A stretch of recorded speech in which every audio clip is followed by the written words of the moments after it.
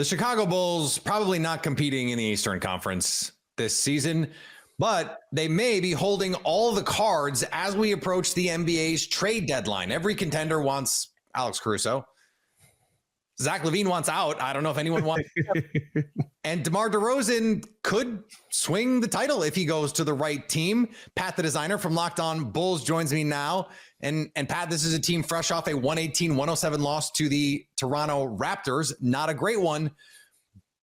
Where do you think this team will actually make moves in the next week?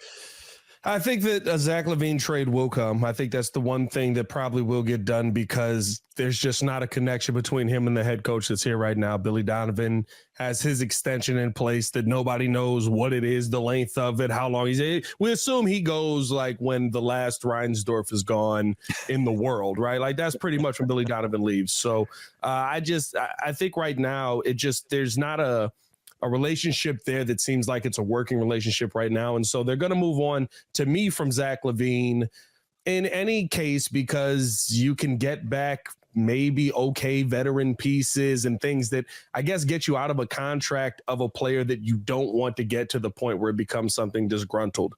I think DeMar DeRozan is an interesting one. The last we heard on DeMar is that the Bulls are far apart on years and a dollar amount right now. There's only two things that make a contract there, Peter. It's years and dollar amounts. So if you're far apart on those, haven't heard that they're gotten any closer since that report came out earlier this year.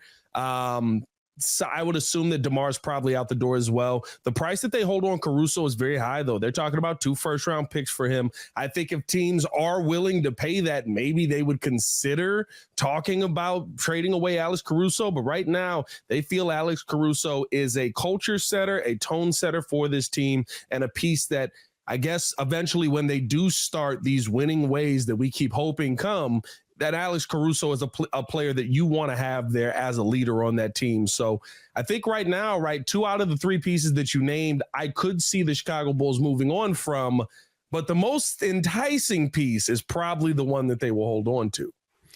And that makes this all the more interesting. And I think you're right. When you look at a team trying to rebuild something, you want guys like Alex Caruso in that locker room who are going to play defense, who are going to go hard every night. But those guys also have value here. Is there a team that you think with Zach LaVine makes the most sense? A piece that you go, okay, well, if we could just get like that it'd be nice to get. Like what makes sense here in that one? I think at this point you're trying to find a somebody who is a team that is desperate, right? Very much like the Bulls were a couple of years ago, where free agents aren't going to make a decision to sign there, right? There's a couple of teams like that in the NBA right now. Charlotte's one of those teams, but they've started to sell off pieces, so you would assume they're out on Zach LaVine. But I think about Detroit. Detroit's the team that the Bulls have actively had conversations with. Yep. The funniest thing in the world was when I believe it was Brian Windhorst went on his podcast and basically said free agency isn't an option for Detroit. So an entire thing that you use to get players, that's not an option for you. So how do you get those guys? You make trades. They're going to have draft capital, whether they give whatever their pick is this year or not. They're going to have capital in place. That they've got some young pieces that maybe they haven't utilized in the right way. And I think that makes sense with a veteran piece in Bogdanovich possibly coming back as well. Now, is that a loss on the trade for the Bulls? 100%. But when nobody wants your guy, you're taking a loss at this point. You kind of got to take whatever the best available deal is. And it doesn't seem like the relationship here is going to move in the right direction to the point where you can say, well, we'll just wait till next year and see what's available. I think that's probably the best deal on the table. And from the Pistons side of it, right, you have Monty Williams in place, who was a guy who went over and worked with Devin Booker and turned him from what many people believe is kind of the 28-point per game guy into a superstar in the NBA. Zach LaVine's been that 28-point per game guy. If you get him healthy, working with Cade, who can facilitate the ball to him, maybe you feel like you can get the most out of him in Detroit. I think that's the most likely scenario now, but I mean, you can't really rule any of the teams that you feel free agents aren't going to show up to out, because at the end of the day, 25-point per game scorers, while, you can go find them in a lot of places, how many of them can you find that are going to be consistent?